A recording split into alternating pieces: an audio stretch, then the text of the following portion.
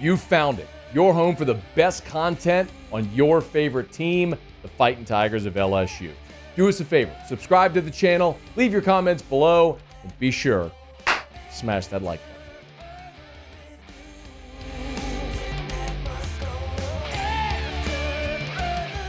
Ryan Abraham's with us from USCFootball.com. He's on Twitter at InsideTroy if you want to give him a follow. Ryan, we appreciate it, man. How are you? I'm doing all right, Matt. Yeah, I'm excited. We got college football coming up. Do more talking, preseason stuff, getting ready for camp and all that.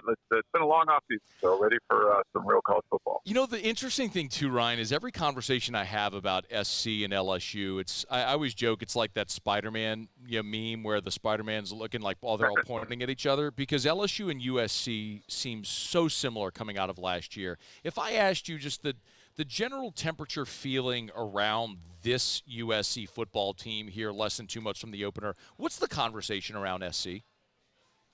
Yeah, it's not been all that positive, to be honest. I mean, usually when you have USC's had kind of flashy off seasons where you're adding 5-star players and there's a lot of buzz, and maybe they were lacking some of that infrastructure that you needed, the mortar between the bricks, but they had a lot of flash. And then when the season would roll around, sort of underperform. This offseason is a little bit different. I mean, they added a lot in the coaching staff on the defensive side, and that's a lot less flashy than bringing in some 5-star talent.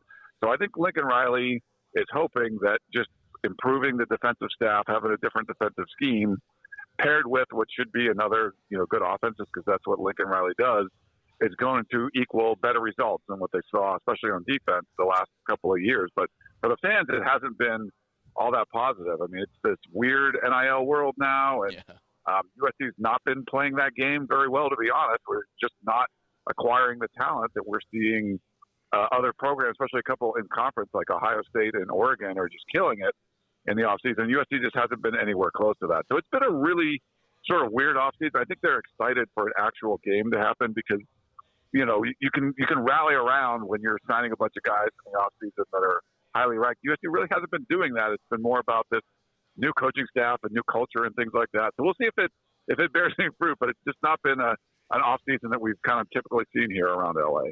Ryan, why hasn't USC been more successful in the NIL space? I mean, that's a great question. People on our message boards ask me that every day. And I think it's a combination of things. They really, after the sanctions, the Reggie Bush sanctions, the compliance has been over the top at USC. I mean, they were not.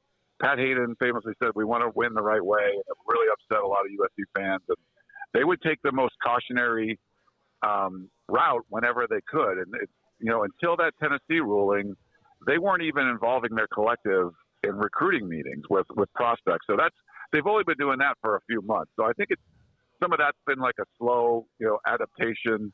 It just seems to be sort of fragmented inside the program and out. And I think the perception hasn't been good either. So I think they're still trying to figure it out. They just sort of been slow to adapt to this new world. And I think some of the administration sort of hoped that Congress would step in and make some harder rules. And it was a weird time, especially before that ruling, when some schools are acting like there are no NIL rules at all.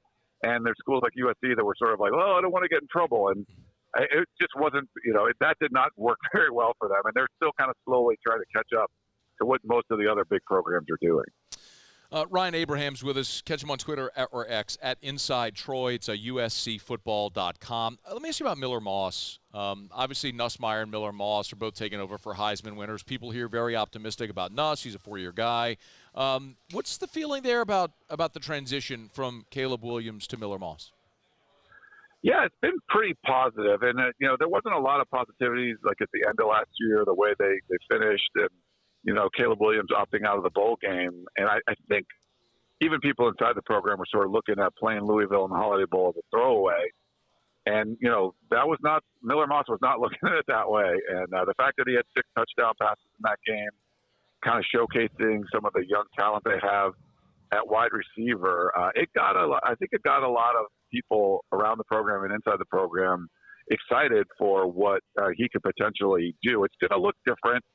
Caleb Williams was the best at just off-script stuff. If the play breaks down, he can figure something out. He can be a Houdini back there. You also saw him, what he was able to do. And Miller Moss is probably going to, exist more within the confines of the offense. And we know Lincoln Riley's offense have been very good. And, he's succeeded with a lot of different types of quarterbacks. Miller Moss has some athleticism, but I don't think you're going to see him run that much. But I was really impressed. Those 5 of his 6 touchdown passes were thrown into the end zone. They weren't like little dump offs where someone ran. He was finding the guys open in, the way through the routes were designed and delivering the ball there. So I think there's a lot of optimism. He was highly ranked coming out of high school, just sort of, waited and waited for his turn and playing behind a guy like Caleb Williams. I think he learned a lot. And it was funny to see Caleb Williams at the Holiday Bowl. Like, no one was more excited for him, for Miller than Caleb was. So he's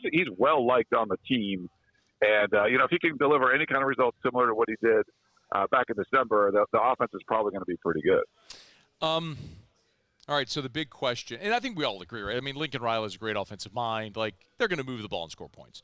The question at SC feels like it's the question at LSU, which is, I don't know that anybody expects the defense to be as bad as it was a year ago at either place, but for both, it's like, how much better can you be? So Deanne Lynn comes in from UCLA. LSU fans got to see his defense a couple of years ago when LSU played out in the Rose Bowl against the Bruins in the opener.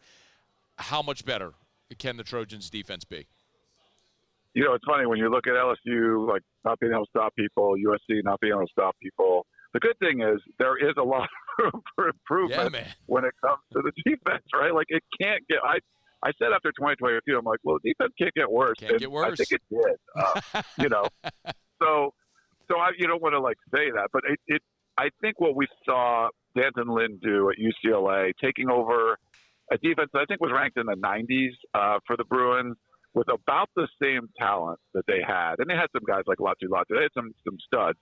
But about the same talent, and he brings it up into the top 20. That's pretty impressive. And I think, even being an NFL guy, and usually you see NFL coaches come in and it's way too complicated and guys can't pick it up. And I think D'Anton Lynn was very smart. He's not trying to install everything in 3 practices. He's like, we won't even be able to install everything throughout spring, but we're going to bring these guys along and let them learn it. And the players we've talked to, they seem to really embrace the style. And I don't think they added the kind of pieces they wanted to, especially on the defensive line in the offseason. They got some guys in the secondary and linebackers and stuff, but they really needed help on the defensive line, and they didn't get much of it. So I feel like with that, it's going to be about, hey, is this scheme going to work better for them? And I think that's what USC is going to be banking on. And if they can just get into like the top half and not be in the hundreds, they should be able to win a bunch more games. But if it's still like, the 80th ranked defense or something, like you're going to see the offense probably take a step back with Miller Moss. You just need the defense to take a much bigger step forward. And just from the talk of the guys and the coaches, it seems like they're capable of doing that. But, it's going to be hard to tell until we see it on the field. But to see this defense be bad for 2 years, it's sort of hard to picture them getting a whole lot better, but we'll see if they can. Ryan, it's like we could have – we could take this conversation and just replace USC with LSU. It's just like redact the names. If they feel so interchangeable. Are USC fans excited about this opener? Like, are you all anticipating a lot of SC fans making the trip to Vegas? Yeah, I think so. I mean, the fans are not happy with the state of the program, but mostly on the recruiting side. So the more optimistic fans are just like, we just need a game here. I think the coaches too, they've known they've not been crushing it out on the recruiting trail. They've had big decommitments and, took some big swings at 5-star guys. And, we'll see if they can keep their quarterback. They've been recruiting the South a lot, and a lot of fans are upset that they haven't recruited California as strong as they should have. And it's not been, it's just not been working out that well. So I think they're excited just to get a game, and then having a game like LSU in Vegas. And it's a real quick, 4-hour drive or whatever from LA. People don't drive like super far for some stuff, but we'll drive to Vegas, if you have to. But it's a 45-minute flight too. But yeah, I think a lot of people are going to come out for that one. It's really exciting. It's a cool stadium. If you've ever been out there, the Pac-12 championship's been there. And so I think they're pretty excited for this one, mostly because the offseason just hasn't been that good. They just need some football to get excited about. Do people in SC circles still care about the 0-3 split championship thing? I mean, I don't think that comes up too much, but I mean, those are definitely the glory days, when potential to win like 3 championships in a row and the Rose Bowl and all that stuff with Vince Young.